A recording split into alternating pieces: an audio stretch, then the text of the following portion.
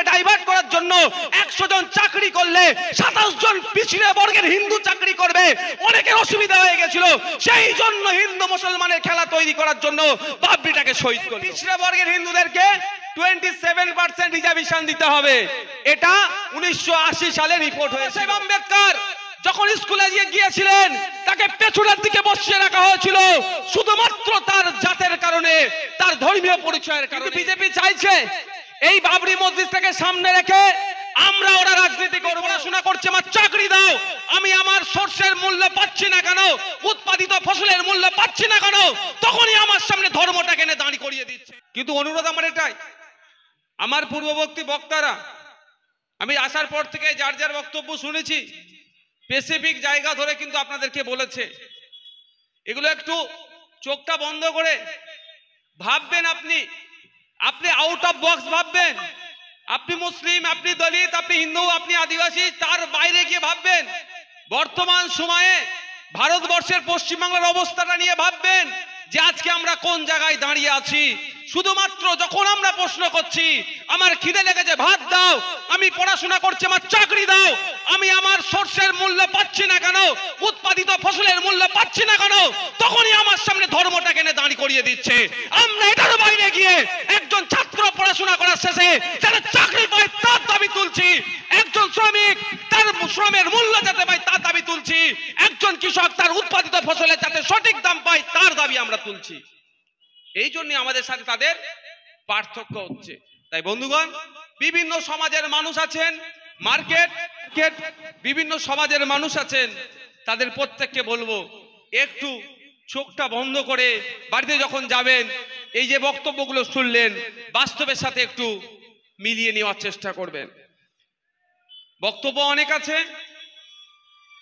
আমার তো মনে হয় বাবরি মসজিদ নিয়ে আর নতুন করে আপনাদের শুনতে লাগবে না। প্রসেনজিৎ যা পড়িয়ে দিয়েছে আপনাদেরকে আর নতুন করে শুনতে লাগবে না। আমি শুধু এখানে 1 থেকে 2 মিনিট একটু ইনক্লুড করবো এর মধ্যে। আজকে ভারতবর্ষ নয় পৃথিবীর মানুষও জানে, আর আপনাদেরকে বলে রাখি যারা ধর্মে মুসলিম তাদের উদ্দেশ্যে বলছি, এটা হিন্দু মুসলমানের লড়াই নয়, এটা দেশের ঐতিহ্যকে যারা ধ্বংস করেছে সেই সমস্ত সংবিধান বিরোধী মানুষের বিরুদ্ধে, যারা সংবিধানকে ধ্বংস করেছে তাদের বিরুদ্ধে ধর্মপ্রাণ সাথে সাথে সংবিধান প্রেমী মানুষের লড়াই। কিন্তু বিজেপি চাইছে এই বাবরি মসজিদটাকে সামনে রেখে আমরা ওরা রাজনীতি করব। বিজেপি চাইছে এই বাবরি মসজিদকে সামনে রেখে হিন্দু মুসলমানের রাজনীতি করব। আপনাদের জ্বলন্ত উদাহরণ এখানে দাঁড়িয়ে যিনি প্রায় 20 মিনিটের উপরে বাবরি মসজিদ নিয়ে চুলচেরা বিশ্লেষণ করেছেন, তিনি কিন্তু ধর্মীয় পরিচয়ে মুসলিম নয়। তাই লড়াইটা আমাদের কোথায়? সংবিধান প্রেমীদের সাথে, সংবিধানকে যারা ধ্বংস করেছে তাদের বিরুদ্ধে লড়াই। তাই বন্ধুগণ, এটা আমাদের মধ্যে বুঝিয়ে দেওয়া হচ্ছে। আর এই সুযোগে আমার তৃণমূলের বন্ধুরা মাছ জাল ফেলে মাছ ধরার চেষ্টা করছে। তাই আমি আপনাদেরকে ছোট্ট কয়েকটা কথা বলবো। বাবরি মসজিদকে কত সালে শহীদ করেছে? 1992-এ।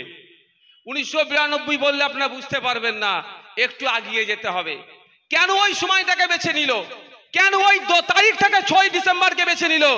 এর মধ্যে একটা গভীর গবেষণা আছে, গভীর ষড়যন্ত্র আছে। 6 ডিসেম্বরকে বাবা সাহেব আম্বেদকর, আধুনিক ভারতের যিনি রূপকার ছিলেন, এই যে বলার স্বাধীনতা পাচ্ছি, এই যে চলার স্বাধীনতা পাচ্ছি, এই বাসস্থানের স্বাধীনতা পাচ্ছি, যে কথাই বলতে পাচ্ছি, সেটাই বাবা সাহেব আম্বেদকরের নেতৃত্বে 2 বছর 11 মাস 18 দিন ধরে অক্লান্ত পরিশ্রমের ফলে যে সংবিধান পেয়েছি তার ক্ষমতাতে আমরা বলছি। সেই বাবা সাহেবের প্রয়াণ দিবস ছিল। সারা ভারতবর্ষের মানুষ জাঁকজমক ভাবে তার প্রয়াণ দিবসটাকে আমরা পালন করে আসছিলাম 1956-এর পর থেকে। অনেকের ঈর্ষা হলো, অনেকের রাগ হয়েছে যে বাবা সাহেব আম্বেদকর কাদের কথা বলেছে? সব সময় পিছড়ে বর্গের কথা বলতেন। যে বাবা সাহেব আম্বেদকর যখন স্কুলে গিয়েছিলেন তাকে পেছনের দিকে বসিয়ে রাখা হয়েছিল শুধুমাত্র তার জাতের কারণে, তার ধর্মীয় পরিচয়ের কারণে। সেই বাবা সাহেব আম্বেদকর এই জাতের অস্পৃশ্যতা, বর্ণগত লড়াইকে মুছে দিয়ে এমন সংবিধান দিয়েছিলেন যে সংবিধানে দলিত, আদিবাসী, হিন্দু, মুসলিম নির্বিশেষে সকলের সমান অধিকার দিয়েছিল। এই বাবা সাহেব আম্বেদকরের জন্মদিনটাকে কিভাবে পালন হবে, জাঁকজমক ভাবে পালন করছে। অনেকের কষ্ট হয়েছিল, ওটাকে ধ্বংস করতে হবে, ওটাকে আটকাতে হবে। সেই দিন জন্যই 6ই ডিসেম্বরটাকে বেছে নেওয়া হয়েছে। আর কেন ওই সময়টাকে বেছে নেওয়া হলো আপনারা জানেন? যদি আমি ভুল বলি, এখন সবার হাতে গুগল আছে, গিয়ে ভয়েস সার্চ করলেও আপনারা পেয়ে যাবেন, যে আপনারা দেখতে পারেন মন্ডল কমিশন।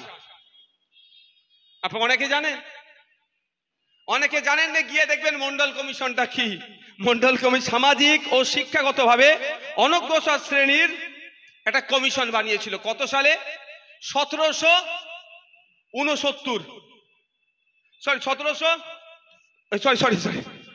1979 সালে মন্ডল কমিশনকে গঠন করা হয়েছিল। আমি যখনই লিখছিলাম দেখবে আমার খাতায় 7টাকে কাটা হয়েছে, তখনই আমার কনসেন্ট্রেট না সাথে চলে গিয়েছিল। নোট ডাউন যেখানে করেছি এখানে 7টাকে কেটে 9 করেছি। 1979 সালে মন্ডল কমিশন তৈরি করা হয়েছিল, কারণ ভারতবর্ষের অনেক জনগোষ্ঠী জাতি তারা সামাজিকভাবে শিক্ষাগতভাবে পিছিয়ে কারা গিয়েছে সেইগুলোকে চিহ্নিত করা, সেইগুলোকে চিহ্নিত করে কিছু সুপারিশ দেবে, সেই সুপারিশ অনুযায়ী তাদেরকে এগিয়ে নিয়ে গেলে ওই জাতিগোষ্ঠীগুলো এগিয়ে যাবে। ঠিক যেভাবে 2006-7 দিকে আমরা কি পেয়েছিলাম, ভারতবর্ষের মুসলমানরা পশ্চিমবাংলার মুসলমানদের জন্য সাচার কমিটি একটা রিপোর্ট বার করেছিল, তার সাথে সাথে কি দিয়েছিল, কিছু সুপারিশ দিয়েছিল যে এইগুলো করলে মুসলমানরা শিক্ষা, স্বাস্থ্য, কর্মসংস্থানে এগিয়ে যাবে। এই জায়গায় মুসলমান আছে, এইগুলো করলে এগিয়ে যাবে।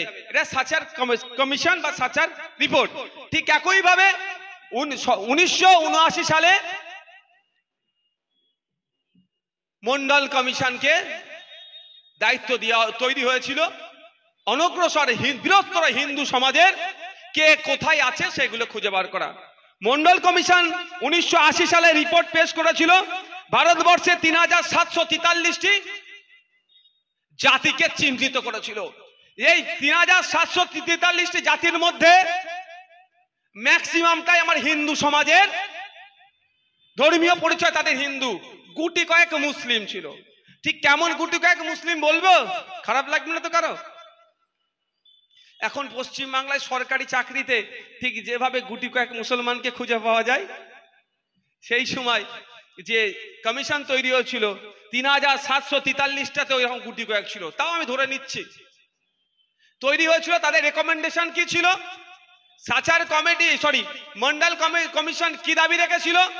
যেভাবে বৃহত্তর হিন্দু সমাজের মানুষ পিছিয়ে আছে সামাজিকভাবে, শিক্ষাগতভাবে, চাকরি বাকরিতে, এদেরকে যদি আপলিফমেন্ট করা যায়, এদেরকে যদি এগিয়ে নিয়ে যাওয়া যায়, তাহলে এই পিছড়ে বর্গের হিন্দুদের কথা বলছি আমি, এই কমিশন যাদের কথা বলেছিল, এই পিছড়ে বর্গের হিন্দুদেরকে 27% রিজার্ভেশন দিতে হবে।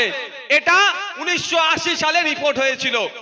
কিন্তু দুর্ভাগ্যের বিষয়, আজকে যারা বিজেপির নেতারা বেশি হই হই করছে তাদেরকে জিজ্ঞাসা করবেন 1980 সালে আপনাদের দল তৈরি হয়েছিল, আর 1990 সালে যখন এটা ইমপ্লিমেন্ট করার চেষ্টা করেছিল সেই সময়ের অপদার্থ প্রধানমন্ত্রী বলবো আমি, তাদের এই ইমপ্লিমেন্টটা অনেকের গায়ে লেগেছিল।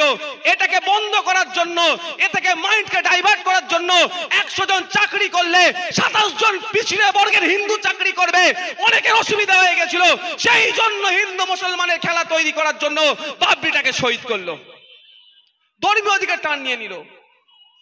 কমিশনটা তৈরি হয়েছিল, কমিশনের রেকমেন্ডেশন কি ছিল? 100 জন সরকারি চাকরি করলে 27 জন পিছড়ে বর্গের হিন্দুকে সরকারি চাকরি দিতে হবে, তাই তো নাকি দাদা? কিন্তু এটাতে কাদের অসুবিধা হলো? যারা আজকের দিনে জাতিভিত্তিক জনগণনা করছে না। আমাদের বক্তব্য এখানে, আপনি তো বলছেন দলিতকে খুব ভালোবাসেন, আপনি তো বলছেন আদিবাসীকে খুব ভালোবাসেন, আপনি তো বলছেন মুসলিমকে খুব ভালোবাসেন, ভালোবেসে তো চোখে বাম দিয়ে কেঁদে হাওড় হয়ে যাচ্ছেন। কিন্তু পশ্চিম বাংলায়, কিন্তু ভারতবর্ষের কেন্দ্রীয় সরকার বলুন, রাজ্য সরকার বলুন, 100 জন চাকরি করলে আমার কটা দলিত ভাই চাকরি করছে, 100 জন চাকরি করলে কতটা পিছড়ে বর্গের হিন্দু চাকরি করছে, 100 জন চাকরি করলে কটা ওবিসি সম্প্রদায়ভুক্ত হিন্দু চাকরি করছে, 100 জন সরকারি চাকরিতে কটা মুসলিম চাকরি করছে, এর তথ্যটাও তো আমাদেরকে দিতে হবে ভাই, চাইবেন না? এইটা কিভাবে পাবেন? এটা পাবেন কিভাবে? তার জন্য তো তথ্য চাই। সেই তথ্যটাই 2014তে ক্ষমতা এসে পাবলিক করার যেটা দরকার ছিল, বিজেপি শেষে সেটা চেপে দিল। আজকে বিজেপির ভোট ব্যাংক যেখানে, যে পাড়াতে, সেই পাড়ার হিন্দু ভাইদের চাকরি না পায়, 27% সংরক্ষণ না হয়, তারা না জানো 100 জনের মধ্যে 27 জন পিছড়ে বর্গের হিন্দু না চাকরি পায়, ওবিসি যারা আছেন তারা না পাওয়ার জন্য বাবরি মসজিদকে শহীদ করে, দীর্ঘদিনের টার্গেট ছিল, ওই সময়ে শহীদ করে হিন্দু মুসলমানের দিকে খেলা নিয়ে চলে গেল আর কোর্টে মামলা ফাইল করে দিল।